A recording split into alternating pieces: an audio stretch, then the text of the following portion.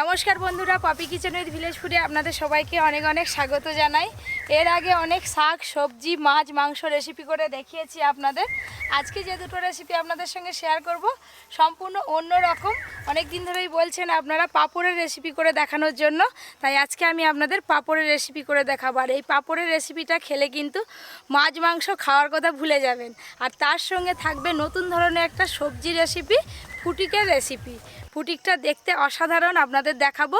পুরো ভিডিওটা দেখুন। এখন গাছ থেকে কাঁচা লঙ্কা তুলে নিই, তারপর গিয়ে রান্নাঘরে দেখাবো আপনাদের ফুটিকটা। ফুটিক রান্না সাধারণত কাঁচা লঙ্কার ঝালেই রান্না করা হয়, তাই গাছ থেকে একদম টাটকা টাটকা কাঁচা লঙ্কা তুলে নেব। অনেক কাঁচা লঙ্কা হয়েছে।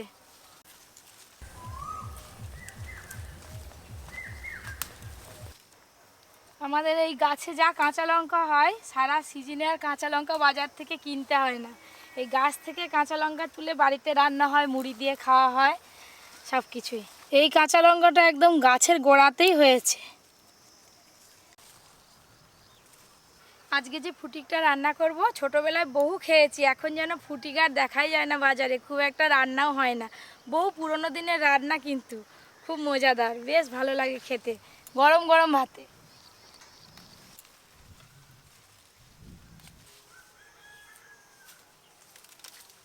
এই যে এতগুলো কাঁচা লঙ্কা তুলে নিয়েছি, আর এই কাঁচা লঙ্কাগুলো খুব ঝাল, তাই এত রান্নাতে লাগবে না। পাঁপড় আর ফুটিক নিয়ে সোজা চলে যাব রান্নাঘরে।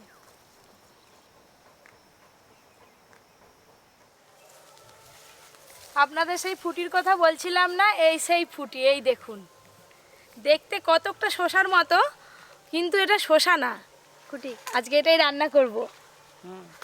একবারে গোদা রে, হ্যাঁ একবারে ভীমের গোদা। ডিমের গোদা। দেখতে কিন্তু খুব সুন্দর, বলো? হ্যাঁ, কি সুন্দর লম্বা। অনেকদিন পর দেখলাম। আর তার সঙ্গে তো পাঁপড়ের রান্না আছেই। হ্যালো হ্যালো, আজকে ফুটি খুব খাবো ভালো। কাঁচাই খেয়ে নেবো দাদু। হ্যাঁ, গরুয়ে ভেঙে দিয়েছে, এবছর বর্ষায় নিয়ে এসে লাগাবো নার্সারি থেকে। হ্যাঁ, বড়। আছে তো। আপনারা কে কে এরকম ফুটি দেখেছেন কিংবা খেয়েছেন আমাকে জানাবেন কমেন্ট করে। তো আমি বহুদিন আগে খেয়েছিলাম, আজকে আবার খাবো। বাবা কি ভারী, দেখো। দেখলে এত বড় বড় মাছ কিনে নিয়ে আসে, আমি মাছ কেটে রান্না করি, আজকে এই সবজিটা কেটে রান্না করব।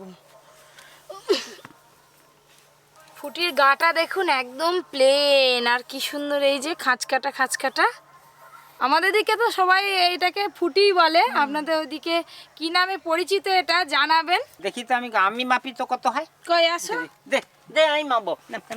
মাপো মাপো, বসো। দে দে, এক হাত। হ্যাঁ, ওই দেড় হাতকে একটু কম, এই বললাম দেড় হাতকে একটু কম। ঠিকই আছে। এবার আমি এই ফুটিকটা কেটে নেব। বলদি আই বটিয়ে ঠেকেছি, কত দূর চলে এসেছে লম্বাটা দেখো। কম। কাটছি কিন্তু। কাটো। হ্যাঁ আর দাদু, জোরে কাট কাটি। না। হ্যাঁ, প্রেস দে। এই দেখো আবার এই আই, দানাগুলো দেখুন, একদম শসা দানার মতোই দানাগুলো, আলতু ভাবে লেগে আছে, দেখো। এমনি উঠে যাবে, দেখবে আবার। এই দেখো দিদি, পায়ের নপুর হয়ে গেছে। দানা ভর্তি। দাও, দাদুর পায়ে পড়ি দি। দাদু, তুই নপুর ফাড়ো। না, থাক থাক। কি সুন্দর ছেড়ে যাচ্ছে, দেখো দানাগুলো। দানাগুলো ভালো করে ছাড়িয়ে নিয়েছি। এই দেখুন ভেতরটা কি সুন্দর, দেখো নৌকার মতো, দেখো। কি সুন্দর। এবার আমি হাফ হাফ করে কেটে তারপরে খোসা ছাড়িয়ে নেব।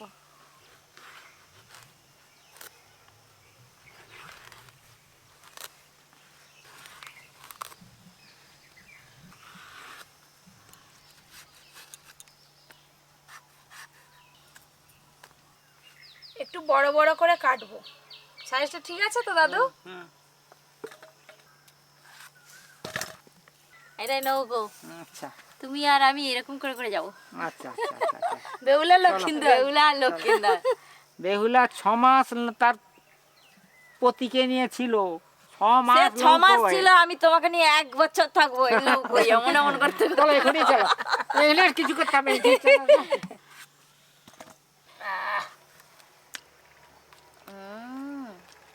খুব ভালো।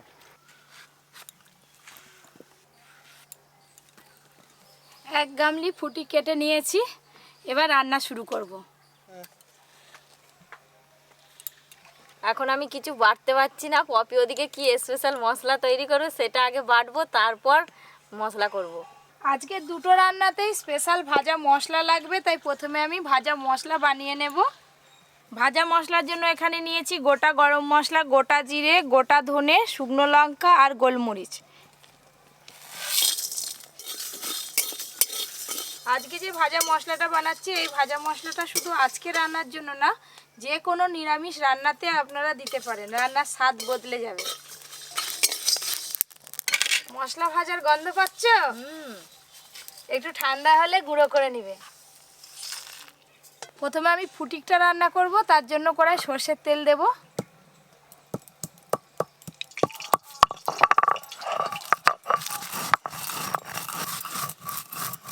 ফোড়নে আমি 5 ফোড়ন দেব, তেজপাতা ফোড়ন করে নিয়েছি। এবার আমি কেটে রাখা ফুটি দিয়ে দেব, চেরা কাঁচা লঙ্কা, হলুদ গুঁড়ো দেব,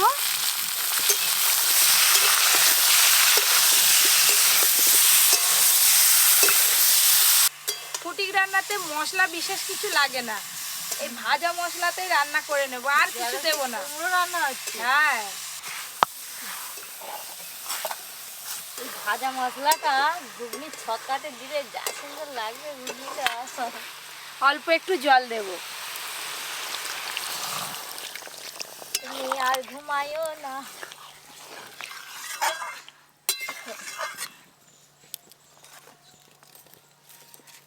আদা আর কাঁচা লঙ্কা একসঙ্গে বেটে নেবো, আদা কাঁচা লঙ্কা। তোদের কত বাকি এটার? বাকি আছে আর একটু। এইসবে একটা রান্না শুরু হলো, এক্ষুনি মধ্যে কত বাকি? চাপা দিয়ে সেদ্ধ করে নেব।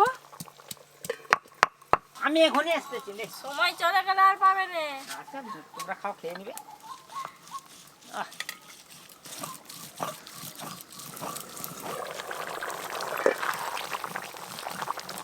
খুব ভালো করে ফুটি সেদ্ধ হয়ে গেছে। ফুটিক তো খুব নরম, প্রথমে লবণ দিয়ে দিলে সব ফুটিক গলে যেত, তাই আমি সবার শেষে লবণ দেব। লবণ, চিনি,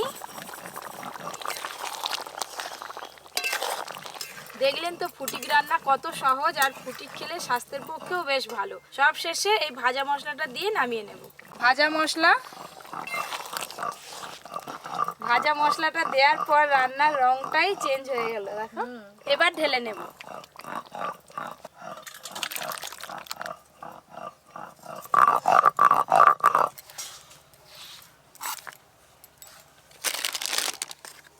পাঁপড়ের রান্নার জন্য এখানে আমি মশলা পাঁপড় নিয়েছি। এই দেখুন, মশলা পাঁপড় দিয়ে পাঁপড় রান্না করবেন, খেতে ভালো লাগবে।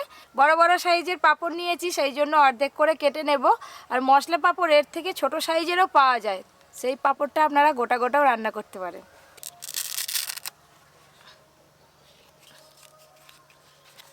এইরকম করে অর্ধেক করে নেব।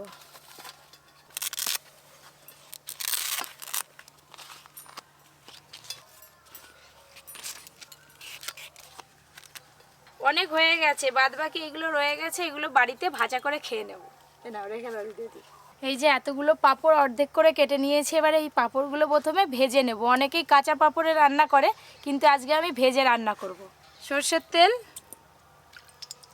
তেল বেশ ভালো করে গরম হয়ে গেছে, এবার পাঁপড়গুলো ভাজবো।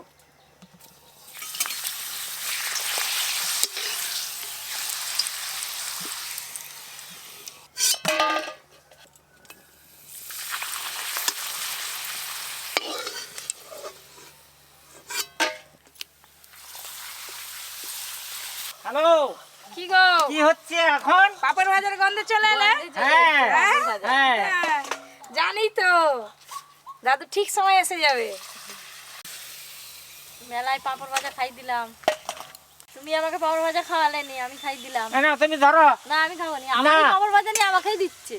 আরে আমি তো দিচ্ছি তোমাকে, ধরো না, এনো ধরো। রথে ধরো, পাঁপড় খাও। ভাজা খাই দিলাম। ধরো।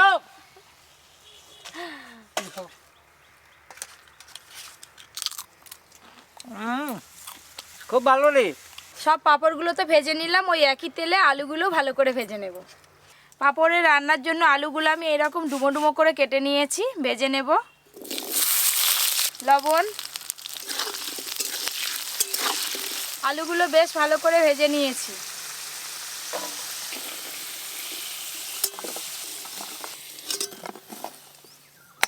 ফোড়নে গোটা জিরে দেব, আর দেব হিং, একটা শুকনো লঙ্কা। ফোড়ন তো হয়ে গেল। এবার গরম তেলে অল্প একটু হলুদ গুঁড়ো দেব, গরম তেলটা যাতে ছিটকে না পড়ে। তার ওপরে আদা কাঁচা লঙ্কা বাটা দেব। হলুদ গুঁড়ো, আদা কাঁচা লঙ্কা বাটা,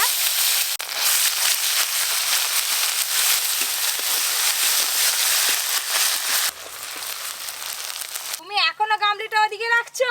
আমি জানি দাদি খাবে। ওরে যা, তুমি আমার সামনে রেখে দিয়েছো। সব সময় দাদুর ঘরে। আরে যা। টমেটো কুচি দিয়ে দেব, লবণ দেব, হলুদ গুঁড়োও দিয়ে দেব।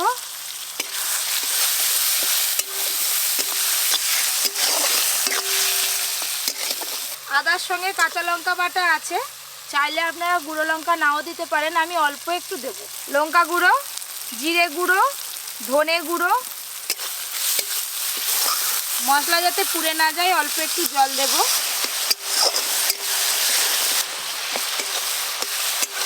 আমাদের ছোটবেলায় কতবার দেখছি যখন ঘরে সবজি থাকতো নি, মা এই পাঁপড়ের তরকারি আর ভাত করতো। হ্যাঁ, যখন না সবজি থাকতো তখন করতো তো।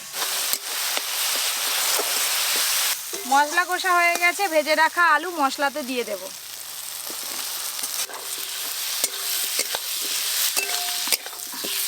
মশলার সঙ্গে আলুও বেশ ভালো করে কষে নিয়েছি। এবার আমি জল দেব পরিমাণ মতো।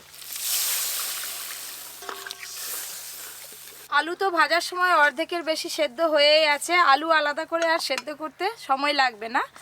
এবার আমি ওপর দিয়ে ভাজা পাঁপড়গুলো দিয়ে খানিকক্ষণের জন্য চাপা দিয়ে দেব। ওই ঝোলের ভাপেতে পাঁপড়গুলো নরম হয়ে যাবে, তারপর একসঙ্গে ঘেঁটে দেব।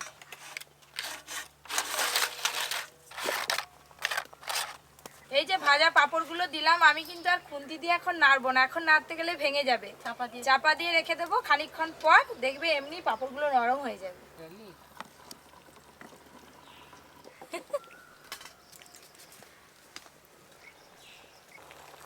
পাঁপড়গুলো কত সুন্দর নরম হয়ে গেছে দেখুন, আর কিন্তু ভাঙবে না। এই দেখুন,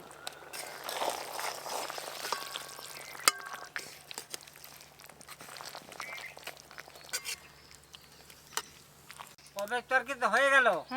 একজন ভাত আনতে গেছে, আমরা এবার খাবো। ভাত নিয়ে এলে একদম আসর জমে যাবে। হ্যাঁ, পাঁপড়ের নিরামিষ রান্নার স্বাদ বাড়ানোর জন্য আমি ভাজা মশলা দেব, ঘি,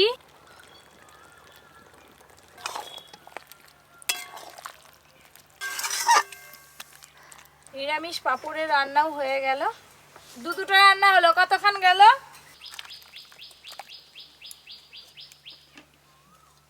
এই দেখ পাঁপড়ের তরকারি, তোর খেতে খুব ভালো লাগে না? হ্যাঁ, আর ওইটা কি চাটনি? এই চাটনি কি? ফটিকের তরকারি। ওই যে ফুটির জুস খেয়েছিলাম। না, এটা আলাদা। ওটা আলু দাওনি মা? না, মানে পাঁপড়ের তরকারি। আর একটা পাঁপড় দাও। হ্যাঁ,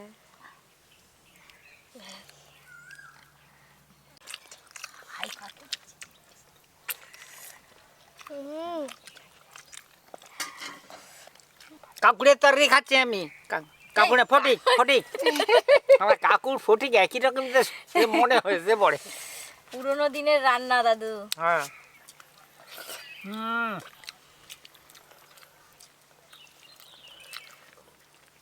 ফটিকের তরকারিটা ফটিকটা একটু টকচা লাগে খেতে, এই জন্য একটু টকচা মতো। টকচা লাগে। দেখিয়ে দেখিস।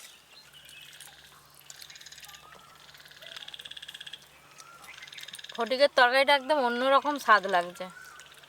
আরও এরকম ভিলেজ স্টাইল নতুন নতুন রান্নার ভিডিও পেতে আপনারা কিন্তু Poppy kitchen with village food চ্যানেলটি সাবস্ক্রাইব করতে একদম ভুলবেন না। পাশের ঘন্টিটা ক্লিক করে দেবেন, তবেই সবার আগে নোটিফিকেশান আপনার কাছে পৌঁছে যাবে। সবাই খুব ভালো থাকবেন, সুস্থ থাকবেন, সাবধানে থাকবেন। যা হোক পপি একটা আজকে নতুন জিনিসের রান্না তৈরি করে খাওয়া ভালো হয়েছে রান্নাটা। ভালো লাগছে, খুব ভালো লাগছে। কাঁচা লাউ যেমন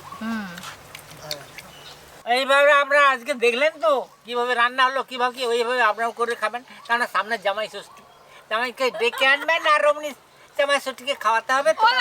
জামাই ষষ্ঠী স্পেশাল রান্না। জামাই ষষ্ঠীতে কি পাপড়ের তরকারি হবে। পাঁপড়ের তরকারি আর ফুটিকের তরকারি হ্যাঁ আর জামাই পালিয়ে যাবে।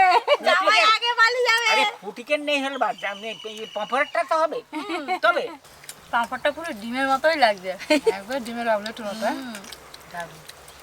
আর নিবে না